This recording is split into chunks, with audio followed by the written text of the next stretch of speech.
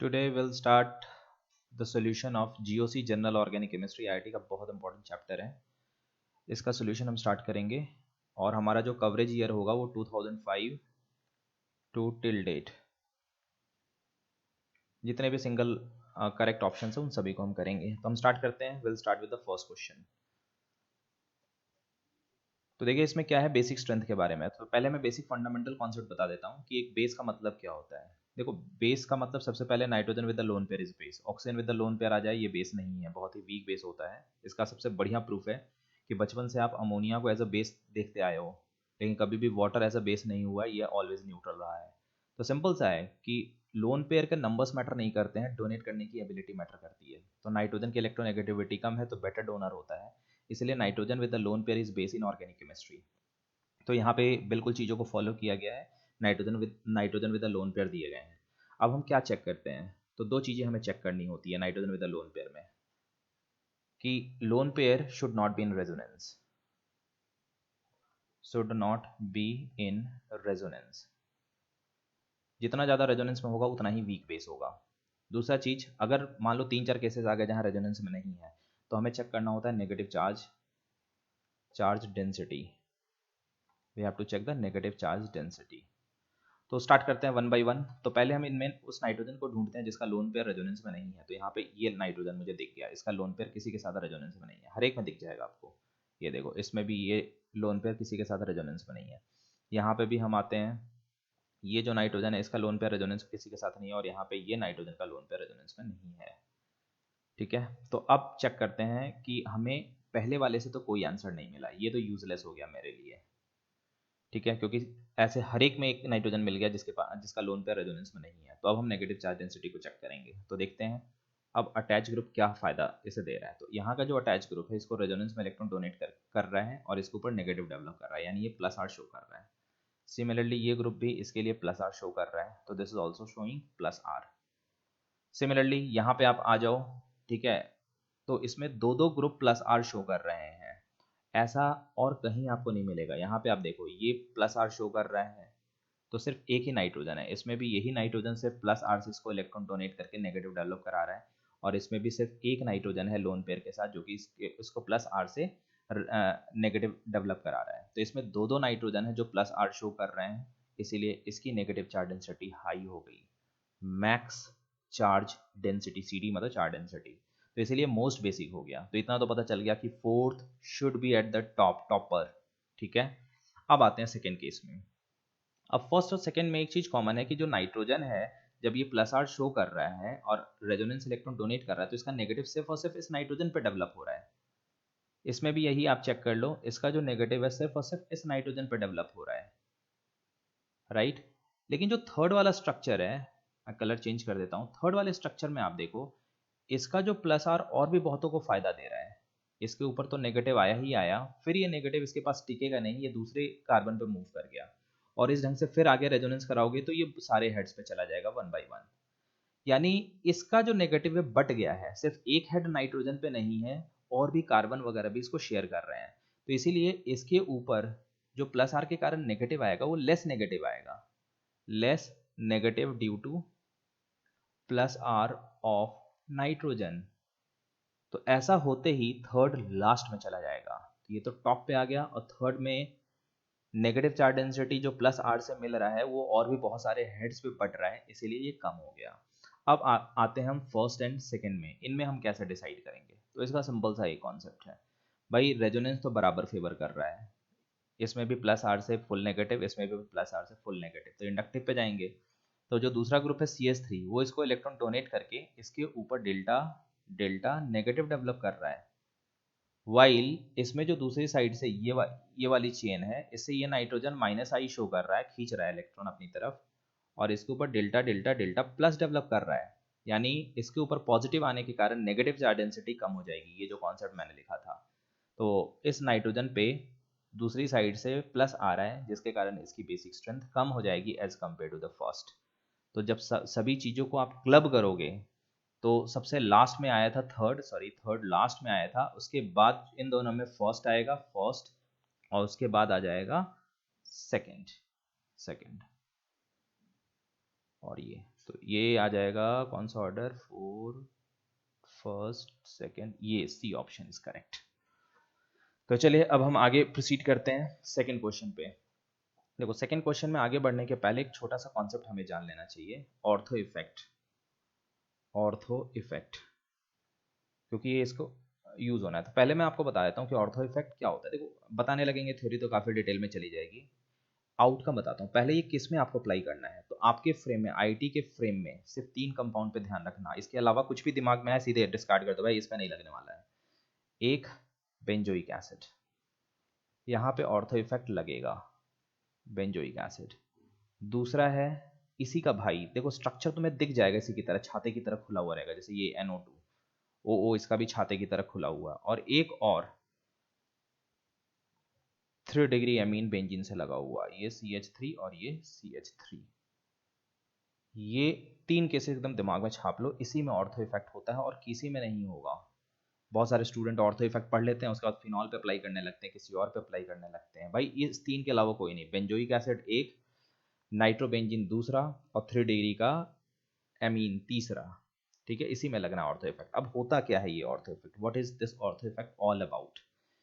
तो मैं बताता हूँ क्या होता है कि जब आप इन कंपाउंड में से किसी एक को, मैंने रैंडमली बेंजोइक एसिड ले लिया क्योंकि अभी बेंजोइक एसिड को यूज भी करना है तो इसीलिए ले लिया। यहाँ पे हाइड्रोजन के अलावा कोई दूसरा ग्रुप लगाओ, तो लैंग्वेज होता है कि एक बल्कि ग्रुप लगा रहे हैं। बल्कि ग्रुप का मतलब है any group other than hydrogen. तो कोई एक बल्कि ग्रुप लगाओगे तो यहाँ पे स्टेरिक हिंड्रेंस आएगा, स्टेरिक हिंड्रेंस। और ये स्टेरिक हिंड्रेंस गेम चेंजर होगा। ये क्या करेगा, इसको घुमा देगा। स्टेरिक हिंड्रेंस को कम करने के लिए ये अपनी जगह पे रोटेट कर जाएगा, यानी ऐसे समझो, ऐसे ये इधर घूम गया, और इसके घूमने के कारण कैसे ये स्ट्रक्चर होगा, मैं ब्लैक से कर रहा हूँ इसको, इसका स्ट्रक्चर इस टाइप का हो जाएगा। सी, ये अंदर की तरफ OH चला जाएगा, और वो जो डबल बॉन्ड वाले हैं ये बाहर की तरफ O आ जाएगा, दिस। अब ऐसा होते ही व्हाट विल हैपन इस केस में, इसका जो पाई बॉन्ड है इन दोनों के बीच में अब रेजोनेंस नहीं हो पाएगा क्योंकि ये नॉन प्लेनर हो चुका है, become non planar, planar, hence no resonance, hence no resonance. तो ये रेजोनेंस नहीं हो पाएगा। तो यही कहानी होती है कि इस केस में, जैसे आप हर केस में आप देख रहे हो, आपको क्या लग रहा है, इन तीनों स्ट्रक्चर में आप देखो कि यहाँ पे रेजोनेंस है, बिल्कुल है, क्योंकि ऑर्थो इफेक्ट नहीं रहेगा तो ये रेजोनेंस होगा। और इसका भी जो लोन पेयर है ये इसके साथ रेजोनेंस में है, तो इन सब जगह पे रेजोनेंस है। लेकिन जैसे ऑर्थो पे कोई ग्रुप आ जाएगा, इन दोनों के बीच में जो ऊपर मैंने रेजोनेंस ड्रॉ किए वो सारे खत्म हो जाएंगे। नाउ अब रेजोनेंस खत्म होने से क्या हो गया, इसका कॉन्जुगेट बेस जब हम बनाएंगे, कॉन्जुगेट देखो किसी भी एसिडिक स्ट्रेंथ को चेक करने का एक ही तरीका है, उसकी कॉन्जुगेट बेस को बनाओ, यानी एक H+ हटा के जो बच जाएगा वो कॉन्जुगेट बेस है। और अगर वो बहुत ज़्यादा स्टेबल हुआ, स्ट्रॉन्ग एसिड, तो मैं इसका कॉन्जुगेट बेस बनाने जा रहा हूँ। इसका कॉन्जुगेट बेस जब मैं बनाऊंगा, ये और यहाँ से H+ हटाने के बाद O- बच गया, ये H+ हटा दिया, ये कॉन्जुगेट बेस बहुत ज़्यादा स्टेबल होगा क्योंकि ये C डबल बॉन्ड अब 100% सिर्फ इसी के साथ रेजोनेंस में रहेगा, बेंजीन के साथ खत्म हो गया। तो कहानी यहाँ पे आती है ऑर्थो इफेक्ट के कारण, it is 100% in resonance with O-, making it stable, इसको बहुत ज़्यादा स्टेबल कर रहा है। और यही रीज़न है कि ऑर्थो इफेक्ट एसिडिक स्ट्रेंथ को बढ़ा देता है। तो मैं अब आउटकम लिख देता हूँ, थोड़ा सा थिक कर देते हैं ऐसे, आउटकम लिख देता हूँ इसका, ortho effect increases acidic strength, acidic strength को बहुत ज़्यादा बढ़ा देगा ऑर्थो इफेक्ट। तो चलिए अब स्टार्ट करते हैं। इतना ऑर्थो इफेक्ट समझने के बाद देखो इसमें दो दो ऑर्थो पे ग्रुप लगे हुए हैं, ये रहा और ये रहा, तो बेंजोइक एसिड में एप्लीकेबल है ही। ये 3 केस मैंने बताए हैं, इसमें से बेंजोइक एसिड है, ये सारे केसेस बेंजोइक के दिए हुए हैं, तो इसमें दोनों पे लगा हुआ है। ठीक है, तो ये तो टॉप पे चला गया, इसमें एक पे लगा हुआ है, ये सेकंड पे आया। देखो इसके अलावा हाइड्रोजन बॉन्डिंग का भी एक फैक्टर होता है इसकी स्टेबिलिटी में, लेकिन जब पहले से ही मिल गया तो क्यों फालतू में दूसरे से उलझे है। तो first is at the top followed by second. अब इन दोनों में ऑर्थो इफेक्ट नहीं है, इसको हम कैसे करेंगे, तो इसके लिए हम फंडामेंटल रूल पे जाएंगे। तो मैं उस फंडामेंटल रूल को समझाता हूँ, इसको मैं पहले इरेज कर देता हूँ। तो देखते हैं क्या फंडामेंटल रूल है जिसके हेल्प से हम इन चीज़ों को करेंगे। अब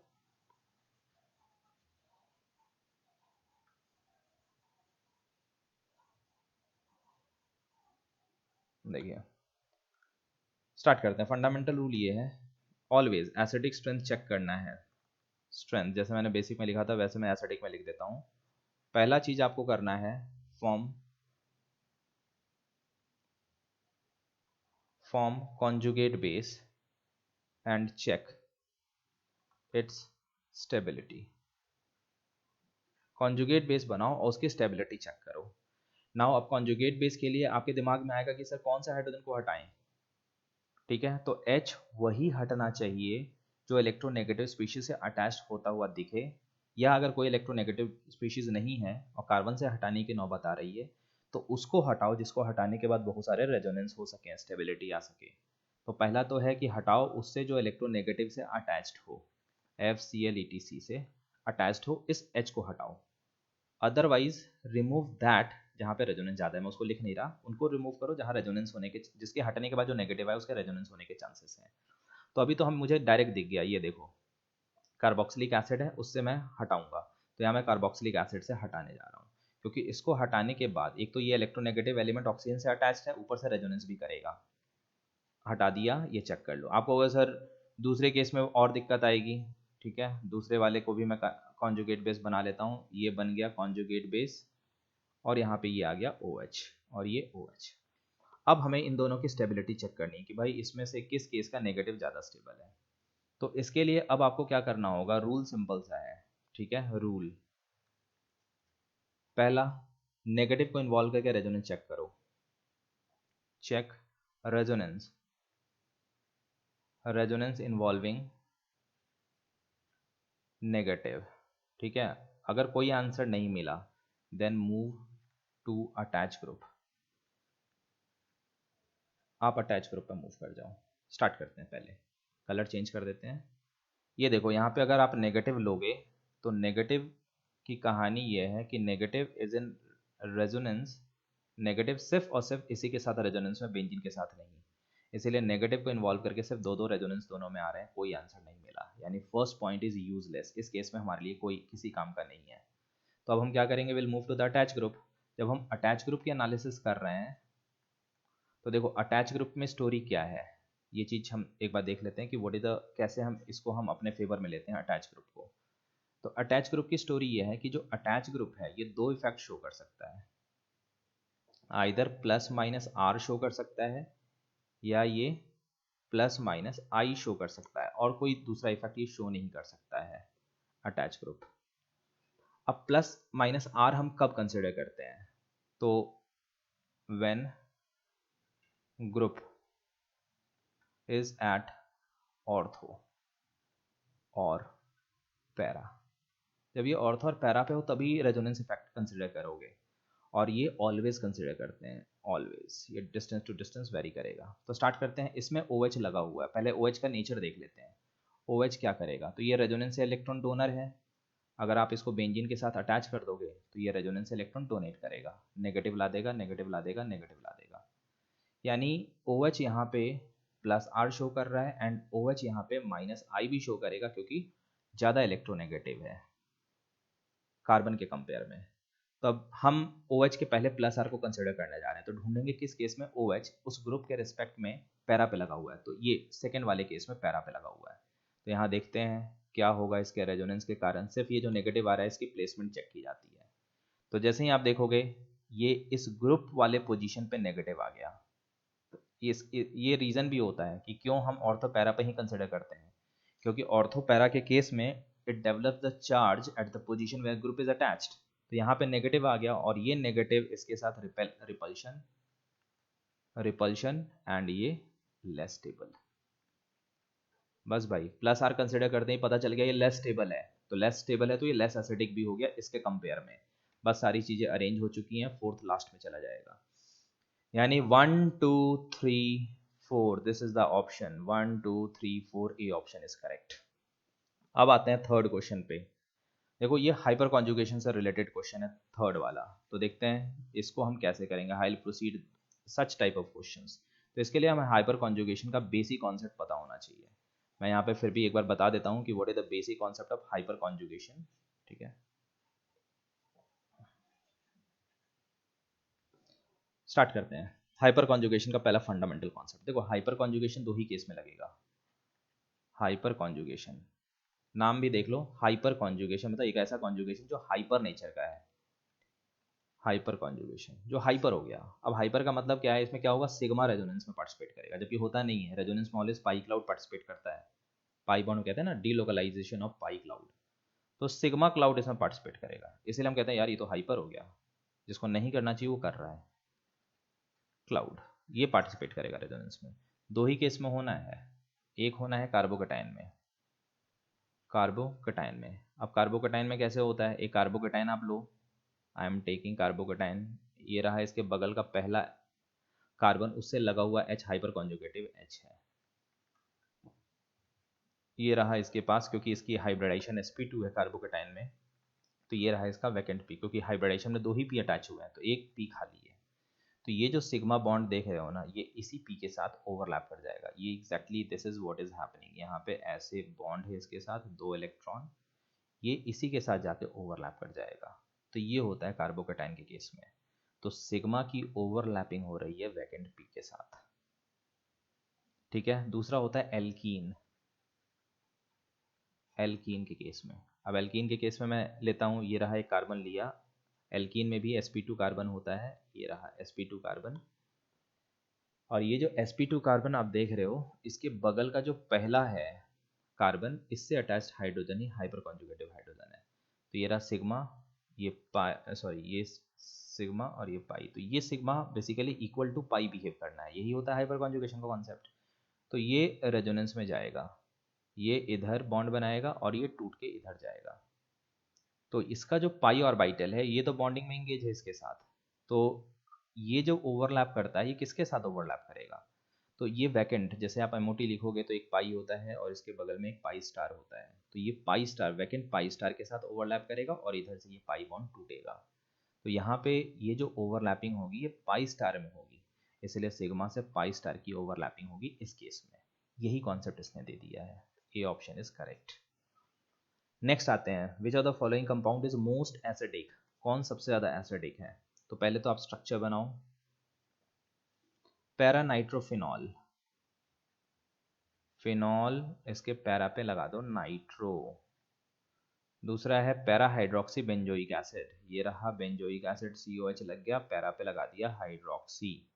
थर्ड है ऑर्थो हाइड्रोक्सी बेंजोइक है, देखो ये ऑर्थो इफेक्ट पहले ही दिख गया मुझे, ऑर्थो हाइड्रोक्सी बेंजोइक एसिड पहले ही ऑर्थो इफेक्ट दिख गया, ऑर्थो पे ग्रुप लगा हुआ है। पैरा टाउलिडिक एसिड, टाउलिन के कॉरस्पॉन्डिंग का कार्बोक्सिलिक एसिड पैरा पे लगा हुआ है। तो देखो ये तो रूल्ड आउट, क्योंकि इसके नाम में एसिड नहीं आ रहा है। पहले एक चीज ऑलवेज ध्यान रखना, कार्बोक्सिलिक एसिड को हम क्यों रिस्पेक्ट देते हैं एसिड कह के, क्योंकि जितने भी अदर फंक्शनल ग्रुप्स हैं उन सब के कंपेयर में ज़्यादा एसिडिक है। तुम्हारे दिमाग में कोई कंफ्यूजन नहीं आना चाहिए, OH हो, NH2 हो, चाहे CL या आई, जितने भी आप देख रहे हो ना, सभी के कंपेयर में ये ज़्यादा एसिडिक है, इसीलिए इसको हम रिस्पेक्ट देते हैं। भाई तुम पहचान लो अपने आप को, यू आर एसिड। तो इसके नाम में एसिड, इसके नाम में एसिड, इसके नाम में एसिड, इसके नाम में ही एसिड नहीं, ये तो ऐसे ही रूल आउट, कुछ नहीं चेक करो, एकदम थंब रूल बता रहा हूँ आपको, सबसे इजी तरीका। अब इन तीनों में तीनों ही बेंजोइक एसिड है, तो अभी मैंने ऑर्थो इफेक्ट बताया है, तो ये रहा ऑर्थो इफेक्ट। तो ऑर्थो इफेक्ट देखते ही कह दो कि सर ये तो बहुत ज़्यादा एसिडिक होना है, बाकी कुछ भी आप मशक्कत कर लो, इसको कोई मैच नहीं करेगा। अब नेक्स्ट आगे प्रोसीड करते हैं हम इसमें। अब हम आते हैं फिफ्थ पे। ठीक है, इसमें कहा है कि कार्बोकटायन है, ठीक है, मोस्ट लाइकली ये किस पे जाएगा, ये पॉजिटिव चार्ज, यानी रीअरेंजमेंट का केस है, ये हाइड्राइड शिफ्ट और मेथाइल शिफ्ट की बात कर रहा है, किधर जाएगा, ये पॉजिटिव चार्ज मूव करके इधर जाएगा, या ये पॉजिटिव चार्ज मूव करके रेड वाले की तरह इधर आएगा, क्योंकि 1 to हाइड्राइड शिफ्ट होना है, उधर से भी हो सकता है इधर से भी हो सकता है। तो अब हम देखते हैं कि इधर से होगा। अगर हम इधर पॉजिटिव देते हैं और इधर पॉजिटिव देते हैं, तो ये किस पोजीशन पे ज़्यादा स्टेबल है, जिधर ज़्यादा स्टेबल होगा उधर ही ये जाएगा, अदरवाइज नहीं जाएगा। ठीक है, तो आप चेक कर लो, यहाँ पे आते ही इसका रेजोनेंस हो जाएगा, पॉजिटिव अगर इस पोजीशन पे आ जाए तो इसका रेजोनेंस हो जाएगा इसके लोन पेयर के साथ। वाइल ऐसा कोई भी रेजोनेंस इस केस में पॉजिटिव के साथ नहीं होगा, क्योंकि बगल में कोई भी ऐसा ग्रुप नहीं है जिसके पास पाई क्लाउड हो, इसीलिए H इस वाले पोजीशन पे आएगा। ओके, तो ये C2 कहा जाए, इसको C2 दिया था, ये ढक गया है यहाँ पे 1, ये 1 है, ये 2 है, तो C2 पे चला जाएगा। तो CH3 at C4, नहीं कहाँ कौन सा ऑप्शन हो जाएगा, H at C2, ये ऑप्शन हो जाएगा। नाउ अब आते हैं 6 question, stability of following resonance structure. Resonance structure की स्टेबिलिटी की बात हो रही है कि भाई कैसे हम स्टेबिलिटी फाइंड करेंगे। तो पहले मैं आपको थंब रूल बताता हूँ। स्टेबिलिटी रूल जो कहीं भी आप अप्लाई करो, स्टेबिलिटी ऑफ रेजोनेंस स्ट्रक्चर्स, एक ही कंपाउंड के बहुत सारे रेजोनेंस स्ट्रक्चर, उसकी स्टेबिलिटी कैसे चेक किया जाता है। पहले आप गिनती करो नंबर ऑफ बॉन्ड्स, मोर, या ऊपर एरो का मतलब मोर है, मोर number of bond more stability, पहला। उसके बाद आपको चेक करना है placement of charge, placement of charge, charge सही जगह से प्लेस होने चाहिए। प्लेसमेंट ऑफ चार्ज का मतलब क्या है, what is the meaning of placement of charge. इसका मतलब ये है कि नेगेटिव जो होना चाहिए इलेक्ट्रोनेगेटिव एलिमेंट पे, पॉजिटिव होना चाहिए लेस इलेक्ट्रोनेगेटिव एलिमेंट पे, लेस इलेक्ट्रोनेगेटिव एलिमेंट पे, सिमिलर चार्ज के बीच में, जैसे प्लस प्लस हो गया या माइनस माइनस हो गया, सिमिलर चार्ज के बीच में मोर डिस्टेंस, क्योंकि पास रहेंगे तो रिपेल करके अनस्टेबल करेंगे, और अपोजिट चार्ज के बीच में लेस डिस्टेंस, लेस डिस्टेंस। इतने रूल्स आपको देखना है, मतलब रूल दो ही है, ये और ये प्लेसमेंट ऑफ चार्ज, ये मैंने तरीके बताए। अब आ जाओ, पहले मैं गिनती करने जा रहा हूँ, मैं कलर चेंज कर देता हूँ, पहले मैं गिनती करने जा रहा हूँ नेगेटिव ये सॉरी ग्रीन कलर लेके कि इसमें कितने बॉन्ड हैं। तो इसमें मेनली जो दिख रहा है मैं उसी को, क्योंकि CH2 बॉन्ड तो सभी में सेम हो गया, इसकी क्या गिनती करें। तो जो दिख रहे हैं वो 4 बॉन्ड है। इसमें कितने बॉन्ड है, 3 बॉन्ड, ठीक है। इसमें कितने हैं, ट्रिपल बॉन्ड यहाँ पे, 1 बॉन्ड इधर, 4 बॉन्ड। इसमें कितने हैं, 2 1 3 3 बॉन्ड। तो इतना तो बॉन्ड के बेसिस पे ही पता चल गया कि भाई पहला पॉइंट नहीं हमें ये बता दिया कि देखो ऐसा है, गिनती वाइज फर्स्ट एंड थर्ड जो है ये more stable then second and fourth होगा, ये चीज़ पहले उसने बता दिया हमें। अब फर्स्ट और थर्ड को कैसे करेंगे, तो अब आपको वो सर सेकंड वाला ही है, प्लेसमेंट ऑफ चार्ज देखना होगा। तो पहले मेरा टारगेट होगा फर्स्ट एंड फोर्थ को आपस में अरेंज करना, इन दोनों को। तो स्टार्ट करते हैं, फर्स्ट एंड फोर्थ को कैसे करेंगे। इसमें नेगेटिव चार्ज देखो, पॉजिटिव तो दोनों ही केस में नाइट्रोजन पे बैठा हुआ है, this will not make any difference. लेकिन जब नेगेटिव को देख रहे हैं तो इसमें कार्बन के ऊपर है, इसमें नाइट्रोजन के ऊपर है, ये ज़्यादा फेवरेबल है क्योंकि nitrogen is more electronegative, negative इस पे रहना चाहिए। ये देखो ये पॉइंट, यानी टॉप पे आ गया first, first is at the top followed by third. अब इन दोनों को कैसे अरेंज करेंगे, सेकेंड एंड फोर्थ। फिर से placement of charge, colour change कर देते हैं प्लेसमेंट ऑफ चार्ज से इन दोनों में। तो देखते हैं भाई, इसमें ओहो ये तो पहले ही दिख गया, इसमें नेगेटिव नाइट्रोजन पे है और इसमें पॉजिटिव नाइट्रोजन पे है। इसने तो ब्लंडर कर दिया, इलेक्ट्रोनेगेटिव पे पॉजिटिव दे दिया, ठीक है। यानी अब हमें पता चल गया fourth has to be in the last, यानी इससे ज़्यादा आ जाएगा second. This is the final order जो आ जाए 1 3 2 4, B option is correct. Now अब आते हैं 7th पे, ये नेमिंग का क्वेश्चन है, ठीक है। ये सिंपल सा है, नाइट्राइल कहा जाता है, बेंजो नाइट्राइल, ये रहा बेंजो नाइट्राइल का डेरिवेटिव है। और गिनती कर लो 1 2 पे ब्रोमो है, 3 4 5 पे हाइड्रोक्सो है, B option is correct. Next अब आते हैं 8th पे, 8th again correct order of acidic, फिर से एसिडिक स्ट्रेंथ का क्वेश्चन है, ठीक है। तो इतना तो देख के ही हम बताएंगे, एक फंडामेंटल ऑब्जर्वेशन कि भाई ये ज़्यादा एसिडिक होगा उन दोनों से। रीज़न आप पूछोगे कि सर ऐसा क्यों कह रहे हो, मैं कहूँगा देखो इसमें मेरे को पहले ही दिख गया एसिड ग्रुप, ये COH ग्रुप दिख गया, इसमें भी COH ग्रुप दिख गया। तो भाई जिसमें एसिड है, जिसको हम नाम से ही एसिड से जान रहे हैं, वो नॉन एसिड वाले से तो ज़्यादा होगा ही। तो टॉप तो इन दोनों में से कोई एक होना है। अब इन दोनों में से कौन, तो रूल वही है एसिडिक स्ट्रेंथ का, पहले नेगेटिव को इन्वॉल्व करके रेजोनेंस, तो दोनों का कॉन्जुगेट बेस में बना रहा हूँ और नेगेटिव को इन्वॉल्व करके रेजोनेंस की गिनती कर रहा हूँ। ये रहा इसका कॉन्जुगेट बेस, ये रहा दूसरे वाले का कॉन्जुगेट बेस, ठीक है। अब आप जब रेजोनेंस की गिनती करोगे तो ये रेजोनेंस सिर्फ यहीं पे जा पाएगा, इतने पार्ट में ही जा पाएगा रेजोनेंस में। तो इससे तो कोई आंसर नहीं मिला, सिमिलरली इससे भी कोई आंसर नहीं मिलेगा। तो रेजोनेंस नेगेटिव को इन्वॉल्व करके दो दो बनेंगे, कुछ नहीं मिला हमें, हमारे हाथ कुछ नहीं लगा। Then will move to the attach group. अब अटैच ग्रुप में आओगे तो इसका प्लस आई आप कंसिडर कर लो, वैसे हाइपर कॉन्जुगेशन भी शो करता है लेकिन इजी तरीके से प्लस आई, पहली प्रायोरिटी तो हाइपर कॉन्जुगेशन को देनी चाहिए, ठीक है। प्लस आई से भी हम आंसर दे देंगे इसका, लेकिन चलो हटाओ यार, क्यों हम गलत रूल क्यों, मतलब सेकेंडरी रूल को क्यों फॉलो करें, प्राइमरी ही करते हैं ना। तो इसका हाइपर कॉन्जुगेशन, क्योंकि sp2 के बगल का ये कार्बन है, इसके ऊपर हाइड्रोजन है, तो जब इसका हाइपर कॉन्जुगेशन से आप रेजोनेंस स्ट्रक्चर ड्रॉ करोगे तो ये माइनस इस पोजीशन पे लेके आ जाएगा, और जैसे ही माइनस इस पोजीशन पे आया यहाँ पे रिपल्शन, रिपल्शन और इसकी स्टेबिलिटी कम हो जाएगी।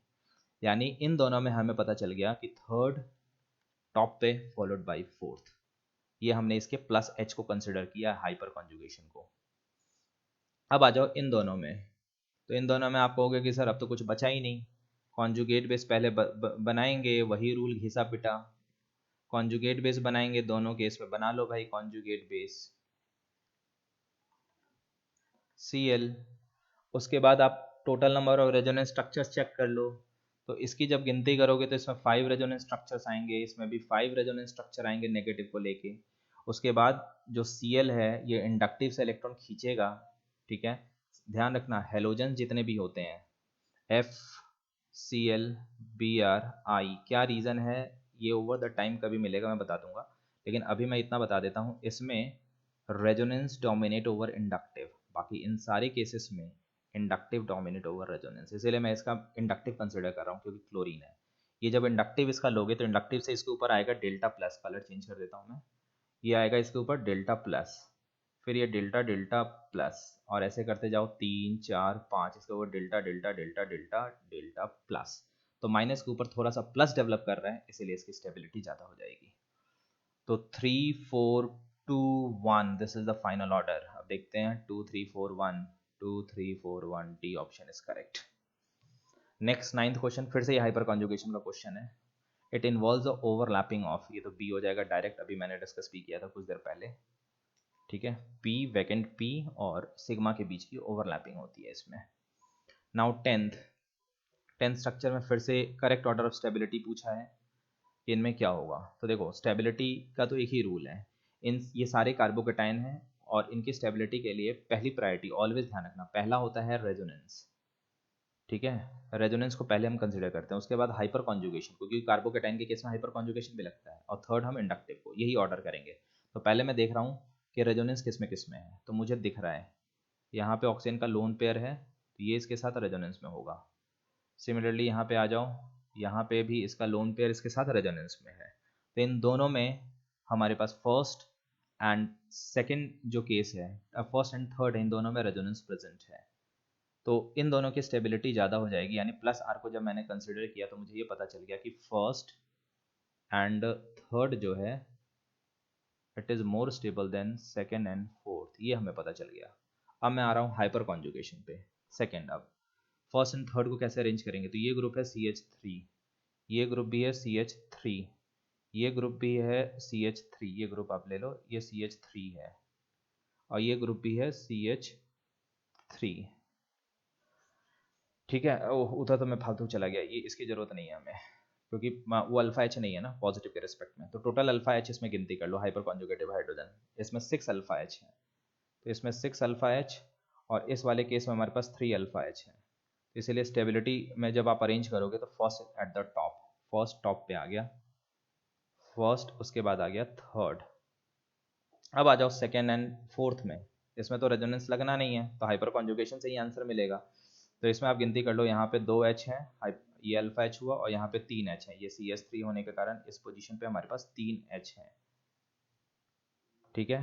तो इसीलिए वहाँ पे 5 अल्फा H हो गए, it is having 5 alpha H second में, और इस वाले में सिर्फ 2 अल्फा H, यही इसका हाइपर कॉन्जुगेटिव हाइड्रोजन सिर्फ यहीं पे प्रेजेंट है, तो इसमें 2 अल्फा H, यानी सेकेंड, और उसके बाद आ जाएगा fourth. This is the final order 1 3 2 4, D option is correct.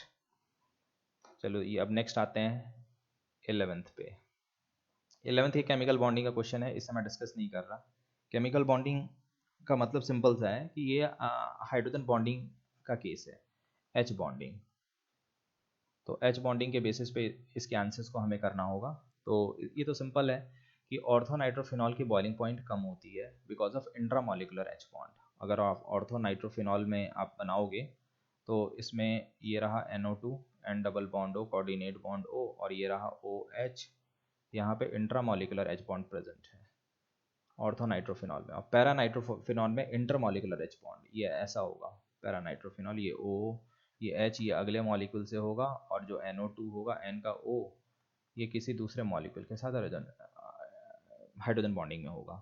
तो इसीलिए इसकी बॉइलिंग पॉइंट कम होगी, इसकी ज़्यादा होगी। इसी पे ये बेस पूरा क्वेश्चन है। तो उसने क्या किया, पहला वाला जो है उसका स्टेटमेंट ही गलत कर दिया है कि para nitrophenol has lower boiling point, तो ये तो गलत हो गया स्टेटमेंट।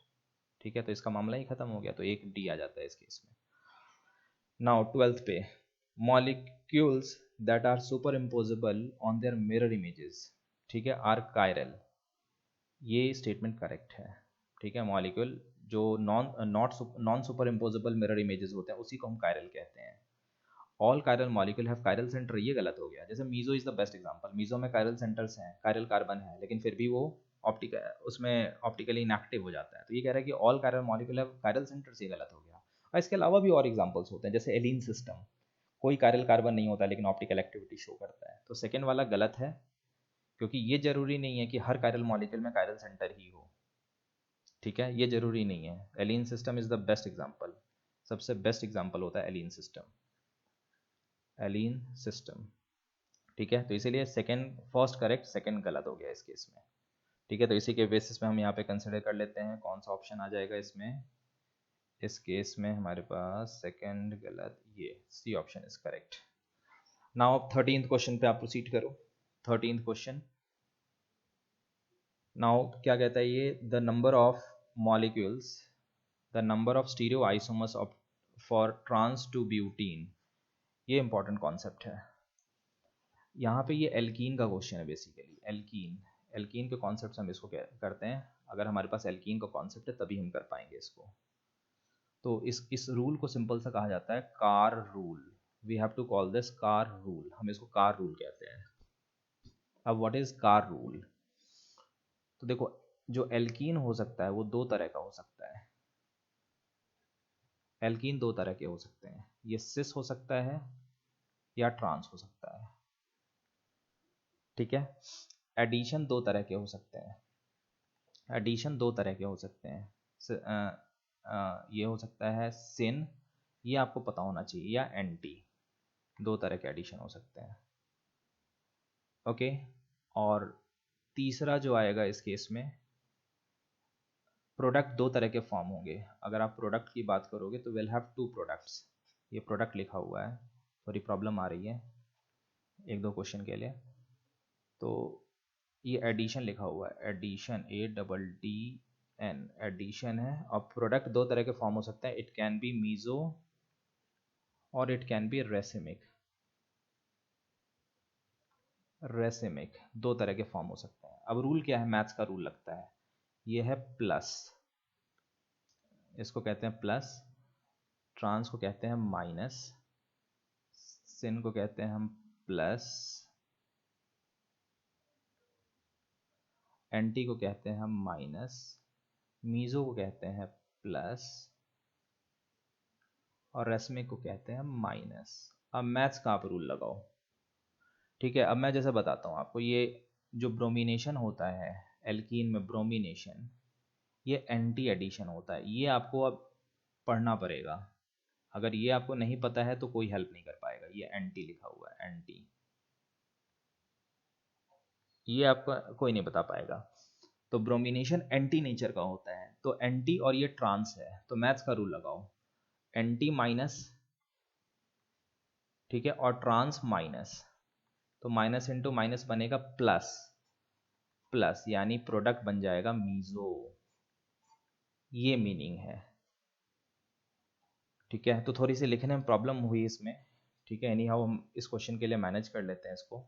ठीक है, तो यानी ये मीजो बनेगा, ऐसे ही आपको करना है। अब आप, ये एक लिस्ट है, पूरे एल्कीन में जितने भी एडिशन रिएक्शन हैं सभी में लिस्ट आती है, उस लिस्ट को आप एक बार रेफर करोगे, उसी में आता है ब्रोमिनेशन का केस जो कि एंटी एडिशन होता है। तो एंटी एडिशन ये पता है मुझे, तो इसलिए माइनस इंटू माइनस ये प्लस आ जाएगा, जो कि मीजो प्रोडक्ट आएगा। तो इसमें पूछा है कि the number of stereo isomers obtained, तो एक ही, क्योंकि मीजो का कोई मिरर इमेज बनेगा नहीं, तो ये एक सिंगल प्रोडक्ट आ रहा है हमारे पास, will have a single product. ठीक है, तो चलो इस वीडियो में इतना ही, 3-4 क्वेश्चंस रह गए, उसको मैं अगले वीडियो में इनकॉर्पोरेट कर लूँगा। Thank you very much, take care, chemistryfunda.com की तरफ से।